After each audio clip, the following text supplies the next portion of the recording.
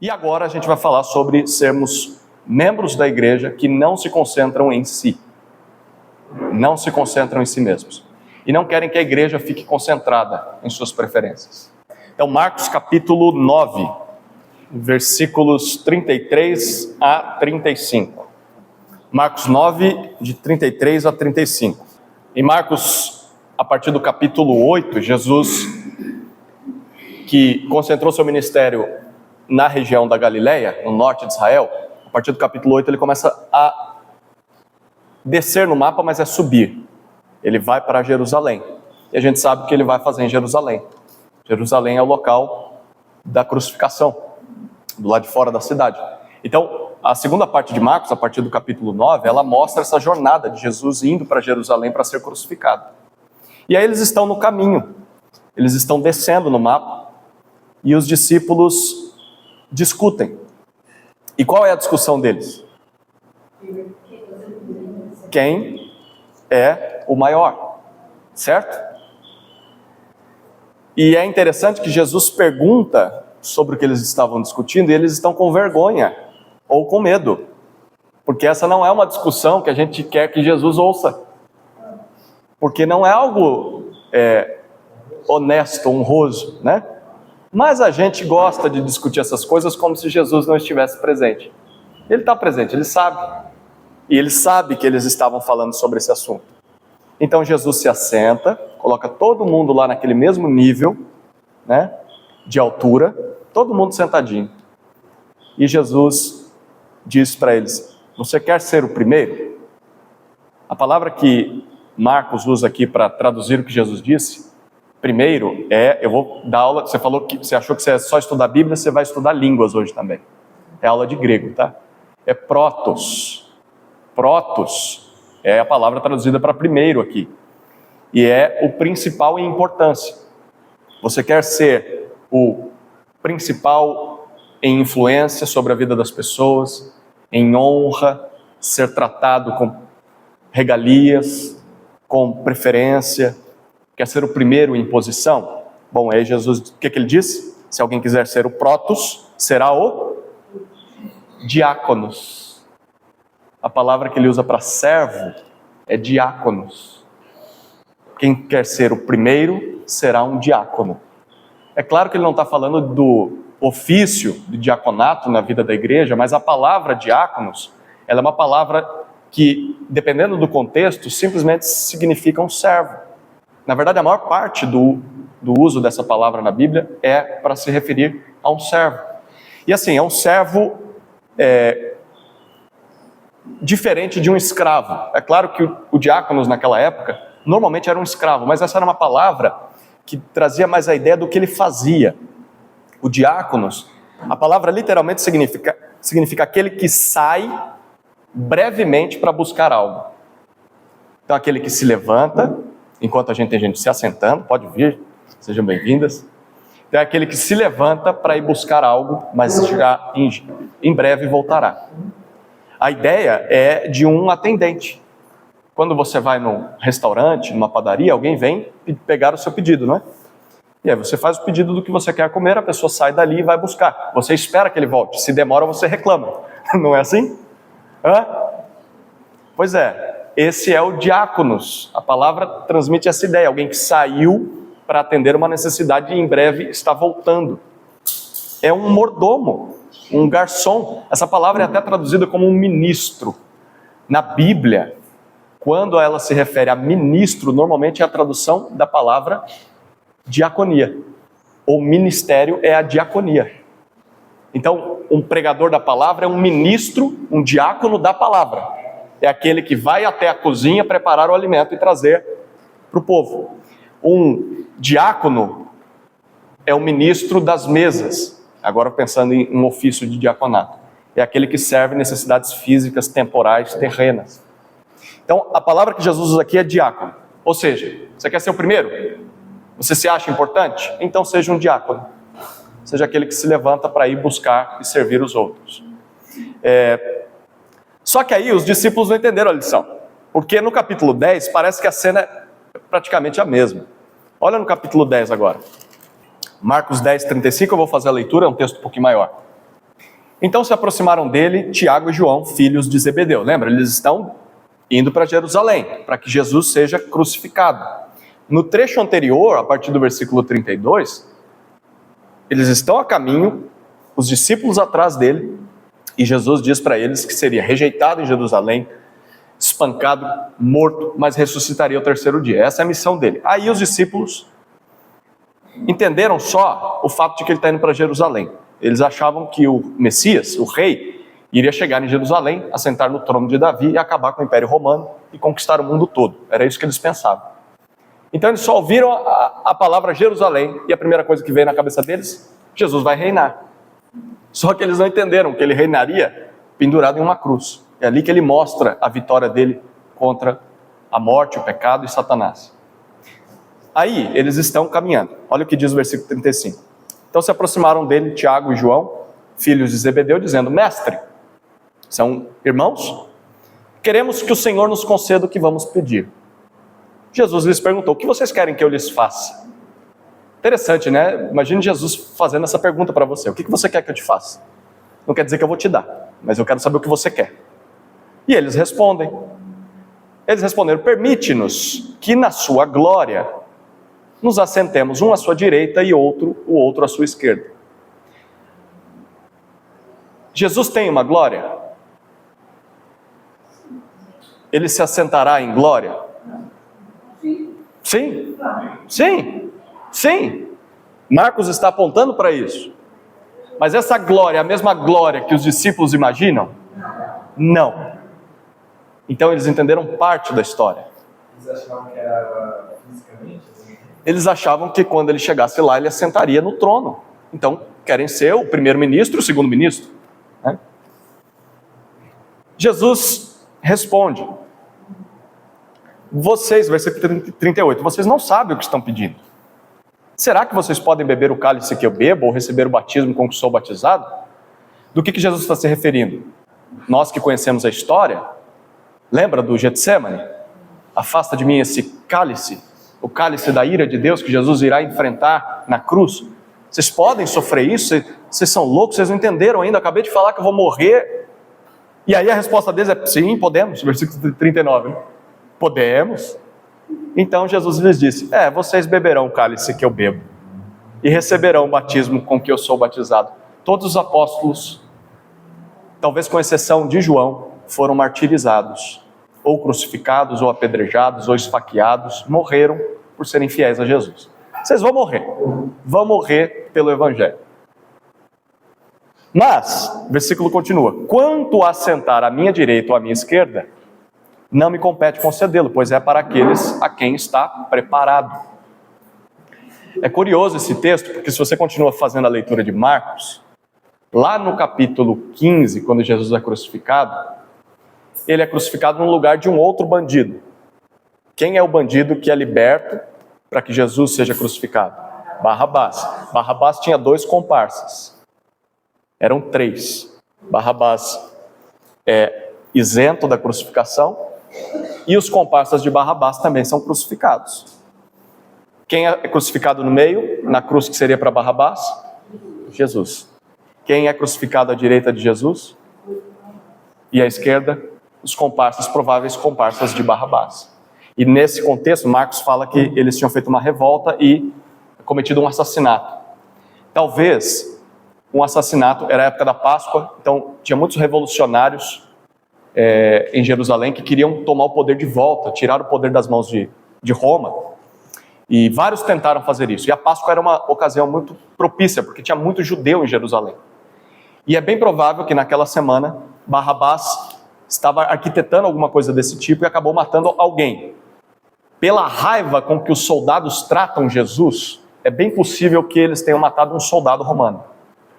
E aí, essa zombaria e humilhação que os soldados romanos fazem com Jesus é uma espécie de retaliação com o que foi feito com o soldado. Então, é bem possível que esses 2 bandidos, que estão um à sua direita e um à sua esquerda, sejam esses revolucionários que foram mortos junto com Barrabás. E Marcos, ele está mostrando o tempo todo que a glória de Jesus é a cruz. É lá que ele reina, é lá que ele derrota os seus inimigos. E ele diz: Para quem vai sentar à minha direita e à minha esquerda já está separado. E não são vocês, são dois bandidos. Eu vou sentar, eu vou reinar naquela cruz e dois bandidos ficarão ao meu lado. Maluco isso aqui, né? E literalmente eles estavam sentados na cruz, tá? A gente está acostumado com essas imagenzinhas de cruz ocidental. A cruz era um T. E a pessoa levava, quando caminhava até o Calvário, ela levava essa parte aqui, ó. A parte da horizontal, onde ficariam seus braços. A estaca da vertical já ficava fincada lá. E aí ele era crucificado, e na cruz era colocada uma plaquinha aqui, ó, um pedacinho de madeira aqui. Por quê? O crucificado, ele era despido completamente. Jesus não foi crucificado com uma túnica aqui, nu. Ele era crucificado nu, os seus braços pendurados aqui. Então os pregos entravam aqui, não aqui, porque se entrar aqui, corre e corta tudo. Então era aqui, entre os dois ossos maiores que nós temos. E os seus pés também eram crucificados. A pessoa na cruz, ela não morria por causa da crucificação em si. Ela ficava agonizando lá. Ela morria. Sabe pelo que ela morria? Dois motivos maiores. Ou falta de ar, ou morria afogada. Por quê? Porque com as feridas que a pessoa tinha, o seu pulmão era comprimido e ela tinha que tentar respirar. Para tentar respirar, o que ela faz? Ela faz força. E ela vai agonizando. E a cruz era uma ferramenta de tortura para que a pessoa demorasse dias. Tem relatos de pessoas que passaram mais do que uma semana na cruz até morrer, agonizando, com fome, com sede, com dor. E aí, para ajudar o crucificado, para que ele viva um pouco mais e sofra mais até morrer, era colocada uma madeirinha aqui, para que ele pudesse se assentar. Então ele se assentava para aliviar o sofrimento, mas ao se assentar, todo o pulmão dele era comprimido. Então ele precisava respirar um pouco, e aí ele levantava na cruz e apoiando os pés, conseguia respirar, e aí se assentava de novo. Era um movimento bem doloroso. Jesus está sentado na cruz, e do lado dele outros dois bandidos. Tudo bem? Isso aqui não é o foco principal, mas eu quero que vocês lembrem da cena da crucificação, porque ela vai ser útil daqui a pouco. Ok? Bom, quanto a sentar à minha direita e à minha esquerda não compete, porque já está preparado para aqueles dois que vão ser crucificados comigo. Aí, olha o versículo 41. Quando os outros 10 discípulos ouviram isso, começaram a ficar indignados com Tiago e João. Por que eles ficaram indignados? Por que eu não pensei nisso antes? Por que eu não falei antes? Mas também pode ser, quer dizer que vocês dois vão sentar à direita e à esquerda, a gente vai servir vocês, seus sem vergonha? Jesus a gente serve, mas vocês a gente não vai servir, não. Eles estão indignados. Não é indignados porque o que eles fizeram está errado, mas indignados porque se Jesus atender o pedido deles, os outros 10 vão ter que servir esses dois. Está todo mundo querendo ser o primeiro. Eles acabaram de ouvir isso no capítulo 9, mas ainda querem ser os primeiros. E aí, Jesus chama todos agora, porque a lição agora tem que ser para todo mundo. E o 42 diz: vocês sabem que os que são considerados governadores dos povos os dominam e que os seus maiorais exercem autoridade sobre eles. Vocês passaram a vida toda debaixo do poder de Roma, e vocês sabem como funciona. Quem tem poder e dinheiro manda, quem não tem obedece. É assim. E vocês estão sofrendo na mão de Roma a vida toda. É assim que o mundo funciona. Mas, versículo 43, entre vocês não é assim. Não é. Gente, esse texto aqui deveria ser estudado pela igreja mais vezes. E eu diria mais, deveria ser estudado por pastores mais vezes. Porque por vezes pastores estão se degladiando para ver quem é o mais importante, quem tem mais fama, quem tem mais membros na sua igreja, quem tem mais dinheiro em caixa. É triste ver isso. Jesus diz: entre vocês não é assim. Então olha para o mundo, vê como o mundo funciona. Esquece. Na igreja não funciona assim. Essa questão de um manda e os outros obedecem, um é mais importante, precisa ser tratado com honraria, um lugar especial, só porque ele ocupa um cargo. Não é assim. Entre vocês não é assim. Pelo contrário, quem quiser se tornar, a palavrinha grega aqui é megas. Quem quiser se tornar mega. A gente usa essa palavra no português, não usa? Grande. Quem quiser se tornar gigante, supremo. O que Jesus diz? Seja, que se coloque a serviço. Ele usa a palavra diácono, mais uma vez. Seja um diácono. Só que Jesus continua. E quem quiser ser o primeiro, que seja servo de todos. Agora ele usa uma outra palavra para servo. É a palavra doulos, que é escravo. O escravo, todo diácono era um escravo, mas o escravo é uma palavrinha assim humilhante. Significava que você é propriedade de outro. Você não é dono de si mesmo. Alguém pode fazer o que quiser com você. O que quiser mesmo. Se quiser te matar, ele pode te matar. Se quiser arrancar os seus membros, ele pode. Se quiser abusar de você, ele pode fazer isso. Se quiser te humilhar em praça pública, ele pode fazer. Isso estava dentro da lei de Roma. Quem quiser ser o primeiro, que se torne escravo. E aí, Jesus dá a explicação no versículo 45. Por quê? Porque o próprio Filho do Homem, o Rei, não veio para ser servido, não veio para ser ou ter pessoas que vão lá fora buscar alguma coisa para ele, escravos, mas veio para servir. E aí Jesus usa a palavra diaconel, que é a mesma raiz da palavra diáconos. O próprio Filho do Homem veio para ser um diácono, um servo, e dar a sua vida em resgate por muitos. E aqui está a maior expressão de serviço, se entregar pelo bem do outro.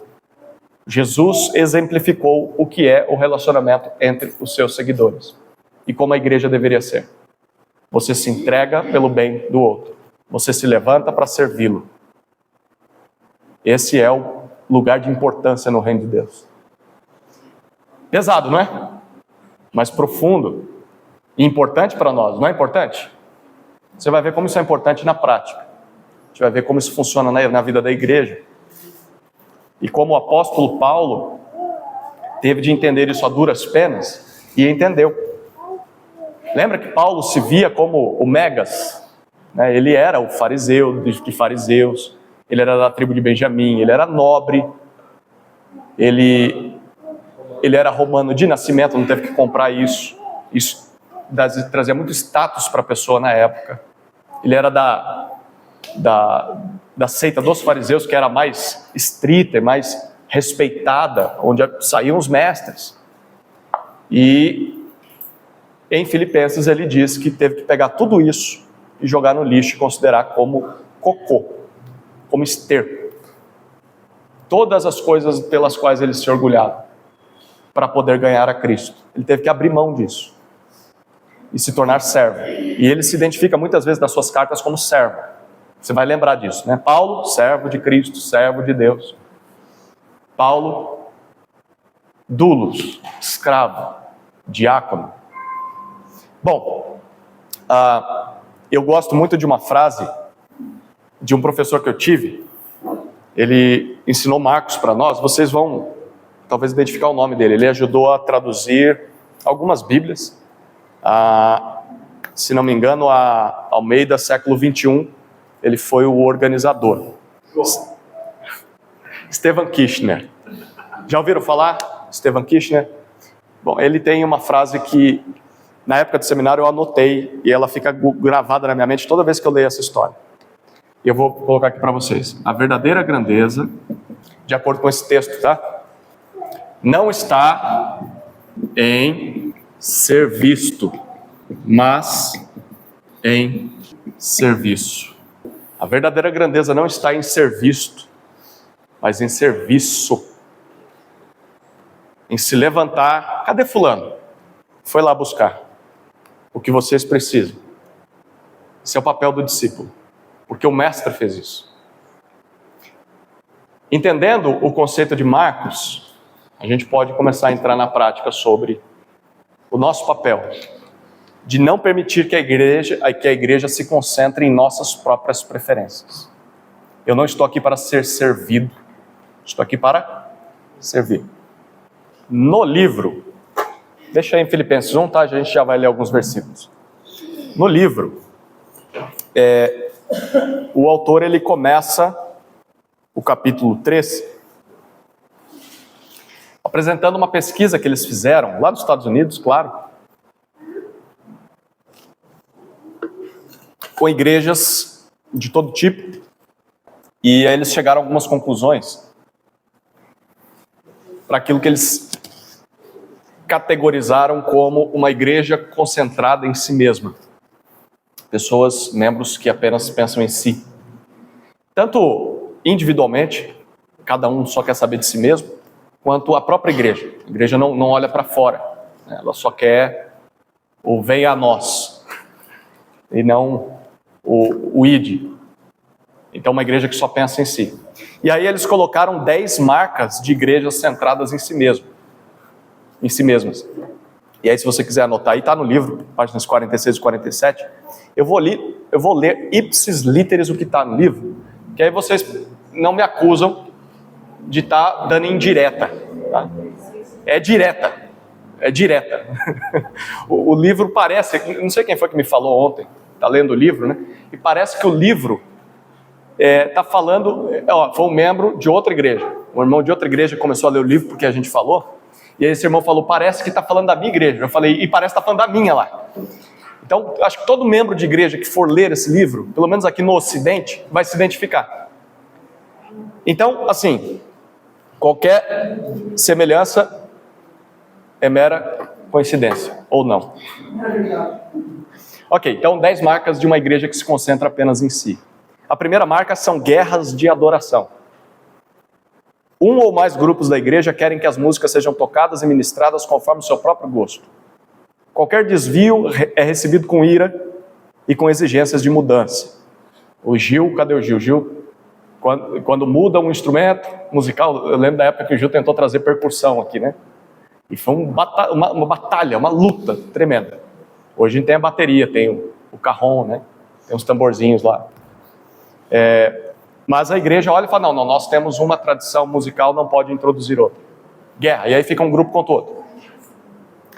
A sequência do culto deve permanecer constante, certos instrumentos são necessários, enquanto outros são proibidos. E aí a briga por causa disso. Segunda marca de uma igreja centrada em si, reuniões prolongadas sobre coisas irrelevantes. A igreja dedica uma quantidade excessiva de tempo em diferentes reuniões. A maioria das reuniões trata dos itens mais irrelevantes possíveis. Cor da cortina, cor do carpete, cor da parede. Enquanto a grande comissão, que é fazer discípulos de todas as nações, e o grande mandamento, que é amar a Deus sobre todas as coisas e ao próximo como a si mesmo, raramente são tópicos das discussões. São igrejas que se reúnem para tratar de todos os assuntos, menos para falar como é que a gente vai evangelizar o nosso bairro, como é que a gente vai poder fazer discípulos dentro de casa, na nossa família, como a gente pode fazer avançar o reino de Deus na terra. Não, está discutindo sobre coisas irrelevantes. Terceira marca, foco nas instalações. As instalações da igreja são prestigiadas como ícones. Uma das maiores prioridades da igreja é a proteção e a preservação de salas, móveis e outras partes visíveis dos edifícios e terrenos da igreja. Não pode derrubar aquela parede, não pode trocar aquela janela, não pode vender essa propriedade. Por quê? Porque isso aí é desde aquela época, fulano que levantou, e a igreja foca só nisso e esquece da missão. Que talvez essas mudanças sejam necessárias para alcançar mais vidas, para melhorar as dependências, enfim. Foco nas instalações. Quarta marca de igrejas centradas em si mesmas. Ministério orientado pelo programa. Toda igreja tem programas, eventos, até mesmo aquelas que dizem não tê-los. Ok, quando começamos a desenvolver um ministério de uma determinada maneira, esse ministério assume uma condição programática, sempre vai acontecer daquele jeitinho. O problema não está no programa, o problema surge quando o programa se torna um fim em si mesmo, em vez de ser um meio para o desempenho de um ministério maior. Vou dar um exemplo. Coral. O coral é um programa criado, não na Bíblia, mas ao longo dos séculos na história da igreja. O coral pode ser muito útil, mas ele pode deixar de ser útil e atingir um objetivo que talvez lá no começo ele atingia e se tornar apenas mais um programa da igreja e se tornar um fim em si mesmo. Você vive pelo coral. Você não faz mais nada em relação à vida da igreja. Você já não está mais presente tanto nos cultos, já não serve tanto, mas está no coral. Vai para o ensaio do coral. Se for para ensaiar, se for para orar e ler a Bíblia, você não vai, mas para ensaio de coral você vai. Eu já presenciei igrejas em que a igreja toda girava em torno de coral. Ela tinha pastores para coros adultos, infantis, juvenis, mas não tinha pastor para ensinar a palavra. A igreja se reunia para coral. Uma coisa que pode ser boa, um programa que pode ser bom, se transforma num fim em si mesmo e a igreja perde o senso de missão. Por que a gente faz coral? Por que a gente faz essas coisas que faz? Está atingindo o propósito da igreja ou a gente só faz porque a gente agora gosta muito disso? Bom, vou continuar, ainda bem que está só no livro, né? Quinta marca de uma igreja que se concentra em si, um orçamento focado no lado de dentro. Uma parte desproporcional do orçamento é usada para atender às necessidades e aos confortos dos membros, em vez de ser destinada a alcançar as pessoas que estão do lado de fora da igreja. A igreja quer a melhor poltrona, o melhor clima na sala, quer, e não está errado em querer conforto, mas ela desproporcionalmente investe nisso e esquece de abençoar missionários, alcançar vidas, investir lá fora. Sexta marca de uma igreja que se concentra em si mesma: exigências descabidas de cuidado pastoral. Todos os membros da igreja merecem cuidado e preocupação, especialmente em tempos de crise e necessidade. No entanto, os problemas acontecem quando os membros da igreja têm expectativas descabidas em relação a assuntos de menor importância. Alguns membros esperam que a equipe pastoral os visite regularmente pelo simples fato de que possuem o status de membro. Certa vez conheci uma irmã que, quando ela se converteu, o pastor da igreja a visitava toda semana. Toda semana. No começo da conversão, isso até se faz necessário. A pessoa precisa aprender mais sobre o evangelho. Só que os anos foram se passando e essa irmã não cresceu, não amadureceu como deveria. E a vida espiritual dela se baseava nas visitas do pastor. Quando é que ela lia a Bíblia? Quando o pastor estava na casa dela. Quando é que ela orava? Quando o pastor estava lá. Quando o pastor já não pôde mais fazer isso, ela se voltou contra o pastor. Bom, porque o pastor a acostumou mal. Porque o pastor teve de dizer para ela: já faz um bom tempo que a gente tem caminhado, você já sabe andar com as próprias pernas e tem que andar com as próprias pernas. E eu preciso também cuidar de outras ovelhas. E essa irmã não gostou do que aconteceu e o final da história vocês já imaginam, né? O caos que isso pode ter causado na vida da igreja. Então, exigências descabidas de cuidado pastoral. Por quê? Porque eu estou olhando para mim. Eu preciso de ajuda. O irmãozinho lá e a irmãzinha lá. Se você tem um pastor, 2, 3 ou 4, e eles todos estão se concentrando em você, alguém está deixando de ser cuidado. É necessário haver equilíbrio. Não quer dizer que quando a gente tiver uma urgência, uma necessidade, a gente não como uma ovelha, né? Gritou, o pastor tem que ajudar. Mas a ovelha está tranquila, né? Quero um cafuné, né? E aí o pastor está lá enfaixando a perna de uma que quebrou, né? E tem que ir lá fazer um cafuné porque ela tem expectativas descabidas. Gostou, né, Juliana? A sétima marca de uma igreja que se concentra em si mesma: atitude de ter direito a um tratamento especial. Esse problema pode ser um apanhado geral de muitos dos pontos levantados aqui. A atitude predominante é exigir e acreditar merecer um tratamento especial. Por quê? Vários motivos, né? Meu dízimo é maior, eu estou mais tempo na igreja, eu fundei essa igreja. Tem gente que funda a igreja e depois afunda a igreja também. Quer que a igreja gire em torno dele ou dela. Ou um grupo pode estar fazendo isso. A oitava marca: preocupar-se mais com as mudanças do que com o evangelho. Praticamente qualquer mudança notável na igreja evoca a ira de muitos. Realmente. A gente tirou o açúcar do café. Gente, o que teve de gente... para de pregar a Bíblia, mas não tira o açúcar do café. Olha lá, o irmão pegando um cafezinho lá, agora tem que pôr um sachêzinho. Isso aqui é para o bem de vocês, tá? Tirar açúcar do café. Tem um monte de diabético aqui, que eu sei, né? Então assim, você quer açúcar, tem açúcar ali, você coloca o tanto. Mas se conscientize de que você vai prestar contas diante de Deus pela quantidade de açúcar que você ingere. Então há mudanças na igreja vão provocar desconforto. Qualquer mudança provoca desconforto. Qualquer mudança. Na rotina, né? As crianças estão na escola a maior parte do ano. Aí férias, estão em casa. Mudou a nossa rotina. Produz desconforto. Quer dizer que é ruim? Não. Uma mudança não necessariamente é ruim, é uma mudança. A gente precisa olhar por que está mudando e para onde isso está levando. Mudanças sempre provocam esse tipo de coisa. Mas essas mesmas paixões, eu vou usar o exemplo do açúcar porque a gente ouviu muita reclamação, tá? Mas essa mesma paixão pelo açúcar ou pela mudança de alguma coisa na vida da igreja não são evidentes nos momentos de participar da obra do evangelho para mudar vidas. Mudou um negocinho aqui, não pode mudar, a nossa igreja sempre fez isso. Paixão, coração. Meu irmãozinho, então precisa evangelizar as crianças ali. Seja com outro. Cadê a paixão? A paixão está presente na mudança, mas e na participação da obra? Você consegue colocar essa mesma paixão, essa vontade para fazer aquilo que Deus quer que você faça? Marcas de igrejas que se concentram em si. Claro que não está falando de nós, certo? São outras igrejas, nós estamos falando mal de outras igrejas, tá bom? Nona marca, ira e hostilidade. Os membros ficam constantemente irados. É comum os membros agirem de modo hostil com os funcionários da igreja. Pensa numa igreja maior. Nossa igreja tem funcionários, né? Mesmo sendo esse porte pequeno, tem a Gabi que presta serviço para a gente de secretaria. Tem a nossa querida Bruna que está para voltar aí da licença, que trabalha com a limpeza. Tem esse que vos fala, que de alguma forma é uma espécie de assalariado da igreja, né? Mas não é só com funcionários da igreja, com outros membros. O pessoal está sempre gritando, bravo. Mas não era para mudar isso, por que fez isso? Por que fez aquilo? Cadê você no horário que tinha que estar?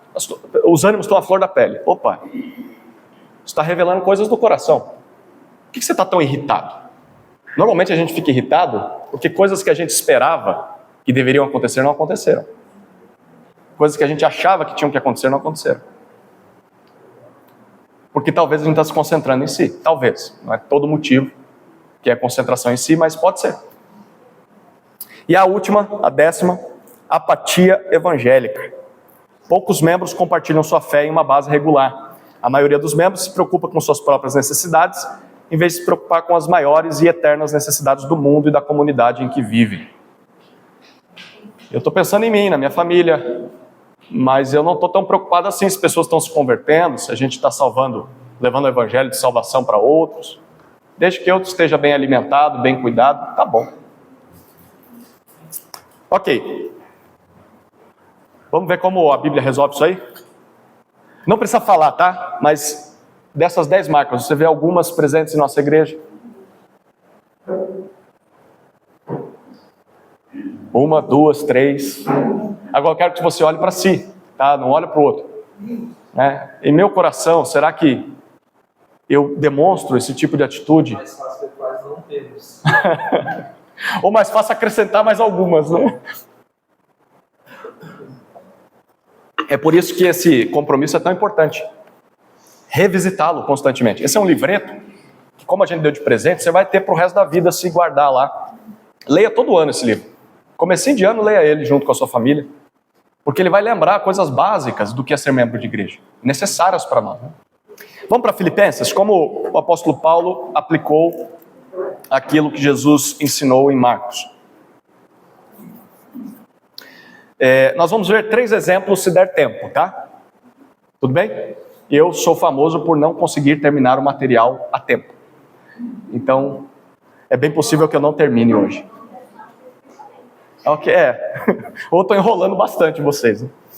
Vamos lá, primeiro exemplo é o exemplo de Paulo. São 3 exemplos da aplicação desse compromisso. Primeiro exemplo é o exemplo de Paulo. Versículos 12 até 26. Paulo estava preso, ele está escrevendo a carta aos Filipenses, de uma prisão, e uma prisão por causa da pregação do evangelho. Ele pregava o evangelho, os judeus não gostavam disso, por onde quer que passava, Paulo era perseguido por esses judeus, e eles faziam motins na cidade, inflamavam a multidão para que alguma acusação fosse levantada contra eles e fossem presos, Paulo e seus companheiros. Isso aconteceu algumas vezes, a gente já viu algumas dessas em Atos, na exposição que temos feito no livro de Atos, e Paulo está numa dessas prisões, e ele está escrevendo aos filipenses uma carta que é um encorajamento para os filipenses, porque imagine, o apóstolo Paulo, aquele que plantou a igreja de Filipos, ele que entrou naquela região, ele que pregou o evangelho lá, o maior ícone que se tinha naquele mundo, naquela época, naquela região, era o apóstolo Paulo. E o pregador do evangelho principal está preso por causa desse evangelho. Parece meio maluco, assim, é o evangelho da libertação, da salvação, da verdadeira prosperidade da alma, e ele está preso, sofrendo humilhações. E aí Paulo quer encorajar os filipenses a continuarem alegres pelo evangelho, envolvidos com a obra de Deus nesse mundo. E um dos argumentos é esse: eu quero que vocês saibam que a minha prisão não pegou Deus de surpresa, e a minha prisão não tem impedido o avanço do evangelho. Pelo contrário, estando preso, eu tenho a oportunidade de pregar para os guardas, para toda a guarda pretoriana, que fazia escala de serviço e vinha, ele tinha que ficar preso a um guarda todo momento do dia. Eu estou pregando para eles, eu estou falando do evangelho. Então assim, Roma está me aprisionando, mas mal sabe ela que ao me aprisionar, os seus próprios soldados estão sendo evangelizados. E no final da carta ele vai dizer que os irmãos mandam saudações. Alguns desses guardas tinham se convertido. Então, o que está acontecendo comigo está contribuindo com o progresso do evangelho, por mais maluco que isso pareça. E ele diz: Cristo está sendo pregado. Ele até chega a dizer de gente que estava pregando o evangelho para que Paulo sofresse mais na cadeia, o que é meio maluco da gente imaginar hoje em dia. Não tem uma circunstância semelhante nos nossos dias, tá? Porque assim, o que provavelmente está acontecendo? As pessoas que não gostavam de Paulo pregavam mais sobre Cristo ou sobre o evangelho para que houvesse mais ódio ao cristianismo e assim Paulo sofresse mais lá na prisão. Porque aí os opositores diriam: tá vendo? É o ensinamento desse cara que está produzindo essa bagunça aí na cidade. Cidades eram idólatras, tinham seus deuses. Quando o cristianismo chegava, tirava as pessoas da idolatria. Então causava uma mudança social. Então eles pregavam, não porque eles queriam que as pessoas se convertessem, eles queriam confusão, para que essa confusão fosse colocada nos ombros de Paulo. E Paulo disse: pouco me importa, vocês estão falando de Cristo, mal sabem eles que estão contribuindo com o avanço do evangelho, porque pessoas podem se converter enquanto eles falam. Paulo olhava para a sua situação com uma perspectiva divina. Coisas ruins estão me acontecendo, mas elas estão contribuindo para o avanço do evangelho. E aí, o ser um membro que não se concentra em si, olhando para o exemplo de Paulo, passa por nós descobrirmos a situação de vida em que nós estamos e como ela pode produzir o mesmo. Toda situação de vida pode produzir o avanço do evangelho. Mas, claro, depende de nós nos esforçarmos. Pode ser uma doença, uma dor, pode ser uma perda, pode ser um desemprego, pode ser uma tristeza de um relacionamento. Independentemente da circunstância, o evangelho pode ser anunciado através daquela circunstância. Muitas vezes, quando a gente está concentrado apenas em si, a gente esquece do evangelho, esquece do reino de Deus, esquece da obra de Deus, só quer resolver o nosso problema. E Paulo está olhando para a prisão e fala: eu estou preso aqui. Nessa carta ele diz: eu sou prisioneiro do Senhor. É o Senhor quem está me prendendo. A hora que ele quiser me libertar, ele me liberta. Enquanto estou preso, ele me colocou aqui. O que ele quer que eu faça? Bom, Paulo tinha a boca dele não estava presa, então ele falava. Ser um membro que não se concentra em si é um membro que é treinado e se permite ser treinado, se coloca nessa condição para olhar para a sua circunstância e perguntar: como isso aqui pode fazer o evangelho avançar? Talvez o meu exemplo de fé vai alcançar outras pessoas. Ao invés de eu ficar reclamando, eu vou agradecer por coisas boas que a vida tem me dado. Talvez, como eu estou lidando com a dor, possa encorajar outras pessoas. Enfim, toda circunstância tem uma possibilidade de trazer glória a Deus, o evangelho avançar. O membro que não se concentra em si está tentando descobrir como. E aprender, se a gente fizer isso, a gente aprende a se alegrar com o resultado. Ah, não me alegro com a doença. Mas eu me alegro porque com a doença, eu fui para o hospital e lá uma enfermeira tratou de mim. E eu pude ler um versículo para ela. Ela viu o corpo de Cristo indo me visitar. E ela viu o amor verdadeiro. Com isso eu me alegro, não com a doença. Totalmente diferente, né? De olhar para uma situação difícil, mas você vê a oportunidade do evangelho aparecer nessa situação difícil. Paulo aprendeu a fazer isso. Então, uma situação difícil também, pessoas que estavam contra ele. Mas ele olhava para isso e ele via pelo menos um lado bom. Estão pregando o evangelho. Qual que é o livro que a gente está lendo? É Poliana, né? Já leram o livro Poliana?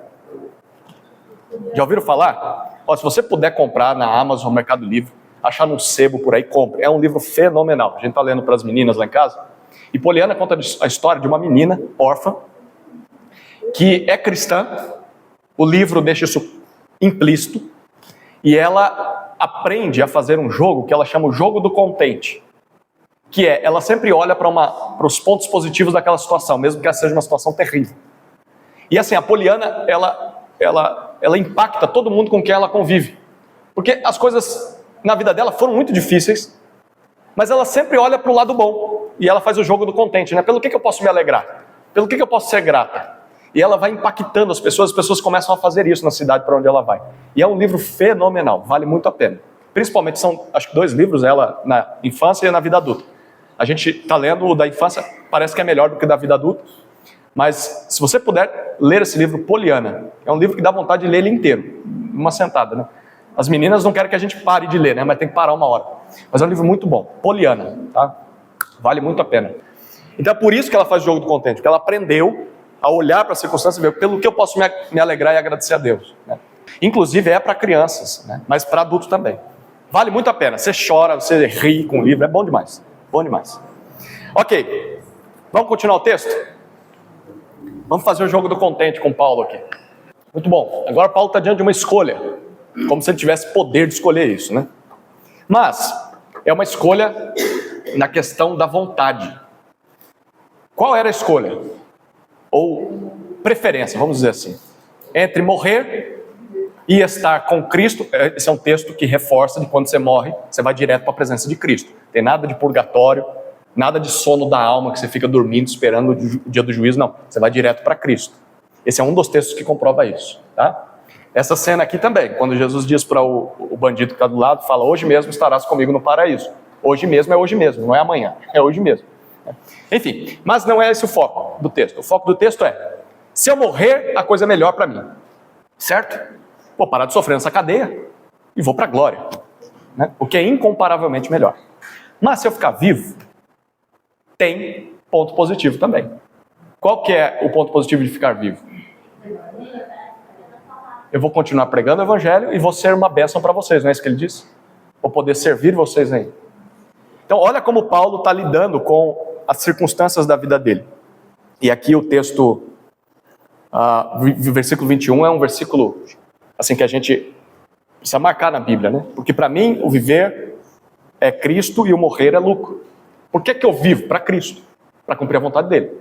E morrer? Ai, que medo da morte. Não, é lucro. É melhor do que viver para Cristo. Porque agora eu já não sofro mais com as consequências do pecado e estou com Ele, em glória. Entre viver e morrer, Paulo prefere viver. É isso que ele chega à conclusão. Por quê? Porque é melhor para a igreja. Eu posso servi-los. Não é que ele diz assim, olha, se eu viver, eu sei que o Senhor... Ele até diz, eu tenho que ter certeza que o Senhor vai me libertar dessa cadeia. Mas não é para poder ir para Cancún, né, tirar férias do ministério, ou assim, eu saí do ministério, eu quero mais saber, eu quero curtir minha vida, porque eu nunca fiz isso. Não, se eu sair daqui eu vou continuar pregando, eu vou ir visitar vocês, né, e é exatamente o que faz ele ser preso de novo, né? Então, se for para viver, é para viver para a igreja, para o povo de Deus. E aí o compromisso aqui, olhando para o exemplo de Paulo, é cada um de nós respondermos pelo que nós temos vivido. Pelo que você vive. Por que é que você sai toda manhã de casa para trabalhar? Por que é que você sai toda manhã para estudar? Por que é que você se levanta para limpar a casa que seja, para fazer as tarefas que você faz. É apenas para conseguir sustento, é apenas para conseguir um futuro, é apenas porque você está vivo e tem que fazer, todo mundo faz essas coisas? Ou você consegue olhar para a vida e falar, o meu viver é Cristo. Mesmo fazendo essas coisas do cotidiano, tem um propósito espiritual. Eu vou testemunhar de Jesus lá onde eu estou, eu vou estar perto de pessoas pelas quais eu posso orar, eu vou ser um exemplo de Jesus onde estou fazendo. O que eu vou fazer aqui em casa, eu vou fazer como se Cristo fosse me visitar. Então eu vou fazer o melhor, a melhor comida, a melhor limpeza. Eu estou vivendo para Cristo, meu viver é Cristo. Pelo que nós temos vivido? Porque se a gente não tem esse propósito à luz do Evangelho, a vida vai começando a perder o sentido. Por que faz as coisas? Por que você faz as coisas toda semana, todo dia, a mesma coisa? Repetições. Isso é o que Eclesiastes diz, né? As coisas se renovam, na verdade elas se repetem. E o tempo vai passando. E os pagãos que não têm esperança, eles se desanimam. E a gente às vezes está desanimado com a vida. Porque está olhando para o propósito errado. A vida não vai trazer sentido para você. Essas coisas, até os melhores prazeres, aqueles momentos altos da experiência humana, coisas gostosas de se fazer, eles passam rápido, não é? Que seja tomar um copo de Coca-Cola gelada, num calor assim, 40 graus. O prazer passa daqui a pouco, porque o copo vai acabar, o líquido acaba. Tudo que é prazeroso, uma hora passa. Se você viver em função apenas das coisas da vida, vai desanimar mesmo. E vai entrar numa espiral descendente assim, cada vez mais no buraco. Agora, se você olha para as experiências da vida e fala, tem um propósito, mostrar Cristo através de cada coisinha, testemunhar de Jesus, fazer para a glória de Deus, fazer como se Jesus fosse experimentar essas coisas. Que é isso que Colossenses vai dizer, tudo que você for fazer, faça para Deus, como gratidão por meio de Jesus. Bom, é isso que Paulo está falando, a minha vida é para isso. É por isso que esse cara consegue estar preso e está fazendo o jogo do contente. Ele está lá numa situação terrível e consegue se alegrar. Ele acabou de dizer isso, né? E continuarei me alegrando. E essa carta é um chamado à alegria. Se você está com um problema aí de não está conseguindo achar motivo para ver felicidade e alegria, motivo de ânimo na vida, leia Filipenses. É a carta da alegria, é a carta que ele mais repete essa expressão. Alegria, alegrai-vos, me alegro, se alegrem, alegrem-se comigo. É uma carta muito encorajadora. Amém? Querem encerrar ou querem ver os próximos 2 exemplos? É bem possível que eu só consiga dar o próximo exemplo, tá? Depois eu dou o texto e vocês estudam em casa. O exemplo dos Filipenses agora. Então o primeiro exemplo foi de Paulo, agora dos Filipenses. E o dos Filipenses está na sequência desse texto. Do 27 em diante. Capítulo 1, versículo 27. Ok. No versículo 27, Paulo diz, olha, eu sendo liberto da prisão ou não, vocês têm uma missão. E a missão é, juntos, em um só espírito, como uma só alma, que vocês lutem pela fé do Evangelho. Certo? No versículo 30, ele vai dizer que o mesmo combate que eles viram em Paulo é o combate que eles também têm. A luta pela fé do Evangelho. Batalhar para que essa fé continue na sua vida e alcance outras pessoas. Essa é a missão de vocês, filipenses. A minha, eu estou cumprindo e cheguei a ser preso por isso. Vocês também têm o trabalho de lutar pela fé do Evangelho. Ok? Estamos juntos até aqui? Ok. No versículo 29, ou no 28, ele diz que havia adversários que olhavam para eles e zombavam deles. É sinal de derrota entregar sua vida para Jesus e viver esse negócio de vida de fé. É vergonha ser evangélico, é vergonha ser cristão. Ele diz, para eles é derrota mesmo, mas para vocês é vitória. Para vocês acharam a vida eterna, acharam o Redentor, acharam salvação. E aí no 29, ele diz que os filipenses receberam um presente. Como está traduzida essa palavra aí? Graça, tá vendo? O que é a graça? É um presente que você não merecia. Uma coisa boa que Deus dá para quem não merece. Ok? Qual é a graça, o privilégio que eles receberam?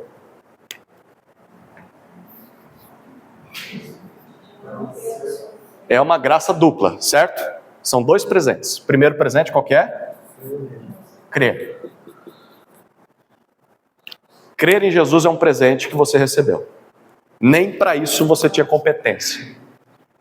Deus te deu essa competência de exercer fé em Cristo. Presente. Por que para o outro ele não deu? Deus foi gracioso com você. Mas tem uma segunda graça. O que é que o texto continua dizendo? Ai, ai. Sofrer. Crer nele, sofrer por ele.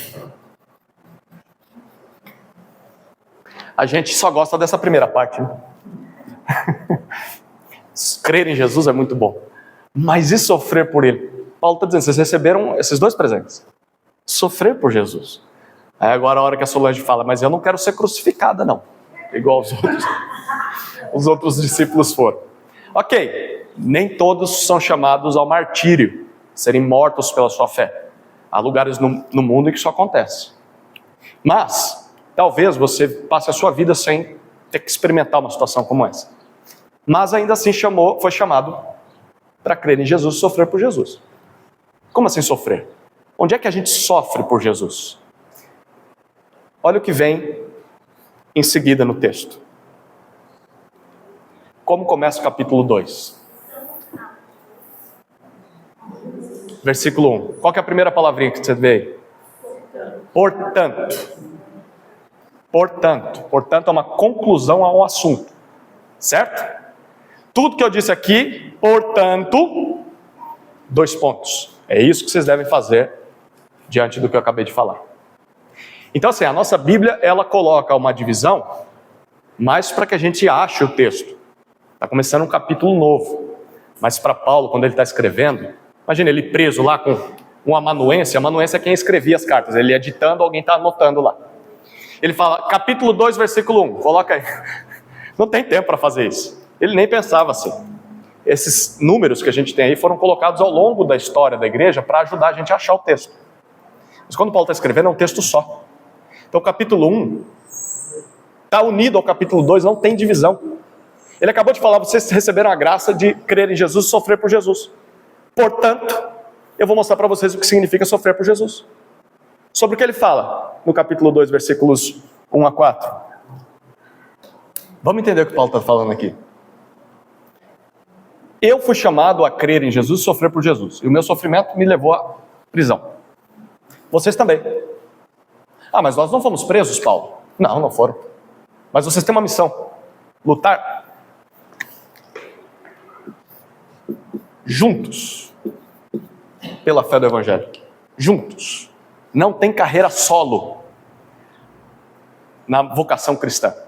Eu vou lutar pelo Evangelho, não preciso de ninguém, não preciso de uma igreja, não preciso de gente. Eu vou fazer tudo sozinho. Não, não. Os chamados sempre são para comunidades, igrejas. Lutem juntos. Ok? Como que a gente luta pelo Evangelho? Juntos. Se mantendo unidos. É isso que ele diz no capítulo 2, versículos 1 a 4. Se vocês receberam alguma exortação, alguma consolação, se tem alguma coisa boa que Deus deu para vocês, olha o jogo do contente aí, né? Tem um monte de bênção que a gente recebeu. Ok, então completem a minha alegria. Estou feliz, mas eu posso ficar mais feliz ainda. Tendo o mesmo modo de pensar, o mesmo amor e sendo unidos de alma e mente. Vivam unidos. E aqui está o sofrer por Cristo. Porque viver unido dá trabalho. Deus talvez não te chamou para morrer queimado ou despedaçado por um leão num coliseu. Para alguns até seria melhor. Deus te chamou para sofrer no relacionamento com uma igreja local, com irmãos, juntos trabalhando pela fé do Evangelho. Dá trabalho, atrito toda hora, briga toda hora, faísca toda hora. E aí você tem que pedir perdão e tem que perdoar. E é assim que a gente vai crescendo, é assim que a igreja é edificada. Juntos, pensando a mesma coisa a respeito do que a palavra de Deus diz. Como que a gente faz isso? Não faz nada por interesse pessoal, vaidade, é o versículo 3 diz. Mas por humildade, cada um considerando o outro ou os outros superiores a si mesmo. Não tendo em vista somente os seus próprios interesses, mas também os dos outros. Esse é um dos textos que não dá para cumprir sozinho. Lembra que eu falei que não tem carreira solo? Como é que você compra um texto desse aqui? Eu citei o livro da Poliana, agora vou citar o Chaves, né? Vocês lembram do... Quem assistiu Chaves na sua infância e adolescência? Tem um episódio que o seu Madruga está vendendo churros. Você lembra desse episódio? Está vendendo churros para a dona Florinda. E aí ele está lá na rua vendendo, e o Chaves vem, acontece alguma coisa, sei lá, o seu Madruga tem que sair dali, e fica o Chaves lá sozinho. Aí o Chaves olha para os churros, está morrendo de fome e quer comer os churros, né? Aí ele fala, ele olha para os churros, não tem ninguém ali, aí ele vai brincar. E ele fala, seu Madruga, o senhor poderia me vender uns churros? Aí ele vai para o outro lado, claro que sim, quantos churros você quer? Eu quero, aí volta para cá, eu quero uns churros. Ok, não sei quantos ele coloca, aí vai colocando um saquinho, né? E aí ele vai interpretando os dois personagens. Você só consegue cumprir esse texto aqui sozinho se você fizer isso. Eu vou servir o meu irmão. Quem é o meu irmão? Aí você olha no espelho, né?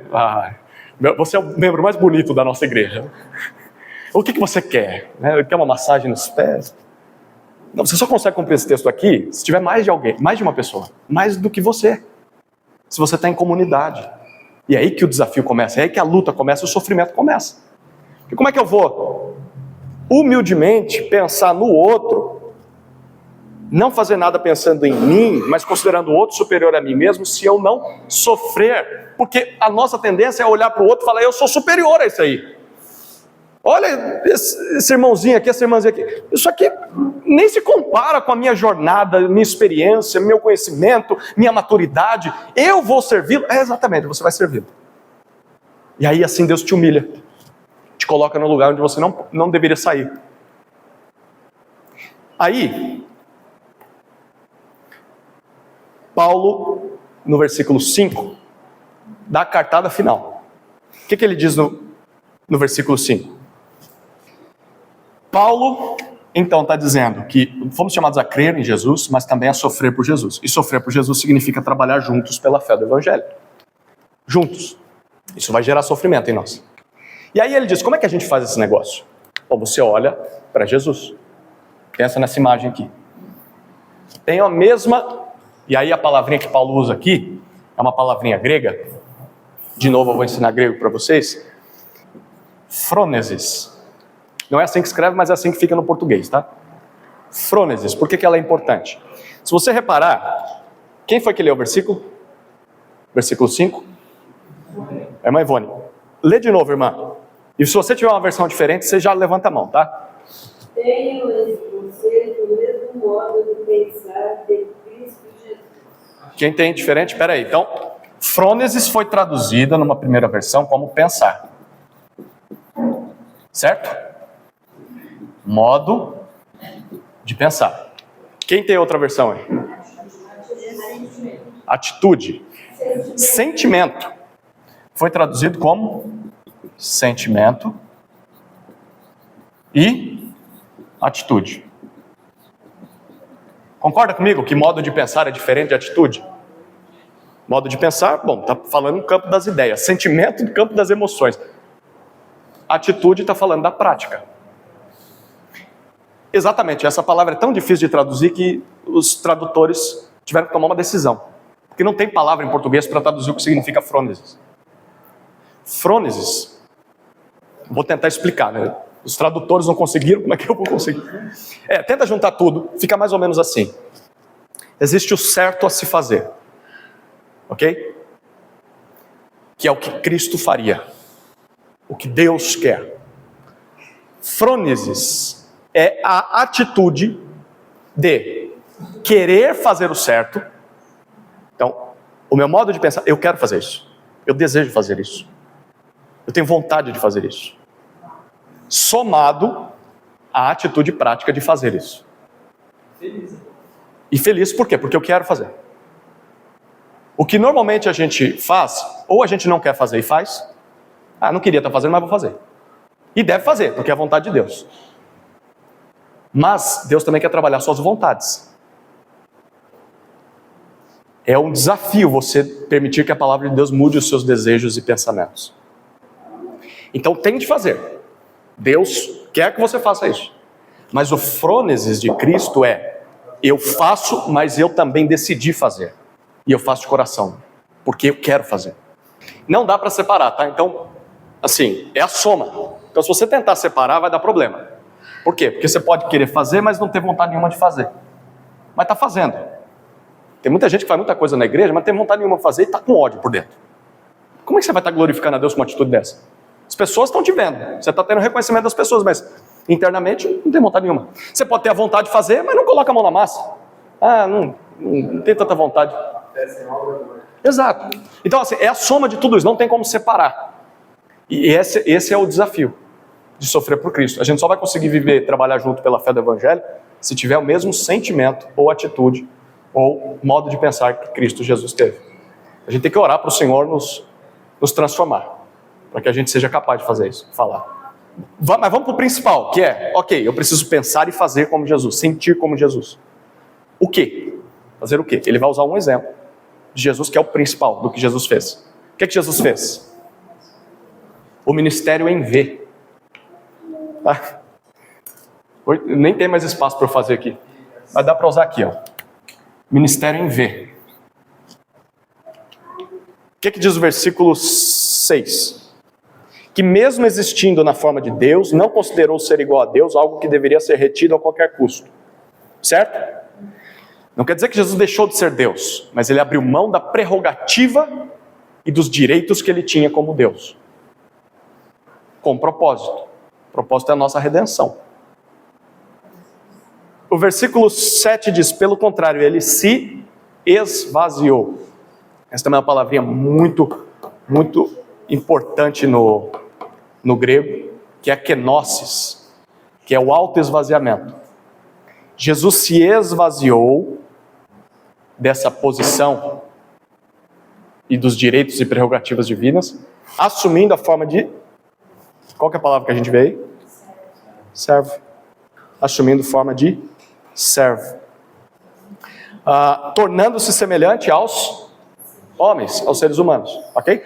Então, Jesus abre mão de si para se tornar como quem? Assumindo forma de servo. De onde eu vou pôr isso? Servo é o quê? Homem. Eu e você nascemos o quê? Divinos. Então não dá para fazer igualzinho a Jesus, porque eu não sou divino. É por isso que tem o mesmo frônesis. Não queira ser como Jesus, mas queira agir como ele agiu, nesse sentido. Você já nasce nessa posição aqui. Você não nasce aqui em cima. Importante, você já nasce aqui. Humilhado. Jesus se humilhou se fazendo homem. E aí ele continua. O que diz o versículo 7 ainda? E reconhecido em figura humana, versículo 8. Ele se humilhou. Ele já tinha se humilhado. Deus se fazendo homem. Se humilhou mais ainda. Continuou descendo a escada. Tornando-se obediente até a morte. Morte de cruz. Então a primeira humilhação de Jesus é se fazer homem. A segunda humilhação de Jesus é ir até a cruz. Esse é o ministério em V, a primeira parte. Agora tem a segunda parte. Por isso, o texto continua. Também, quem o exaltou? Deus. Quem foi que abriu mão de si? O que o texto disse? Ele mesmo, Jesus, certo? Quem o exalta? É ele mesmo que se exalta? Deus o exalta. Deus Pai o exalta. Então, o que compete a Jesus é abrir mão de si. Exaltar não é com ele. É o Pai quem exalta. E Paulo está querendo ensinar isso para a igreja. O que compete a você é abrir mão de si. Te exaltar não é você que faz isso. Não é você que mostra, olha como eu sou importante. Me respeitem, me deem ouvidos. Não é você que faz isso. Deus quem faz isso. Fez isso com Cristo. E aí ele diz, o exaltou sobremaneira, ele deu o nome que está acima de todo nome. Aquilo, tudo que ele já tinha, Deus devolve para ele.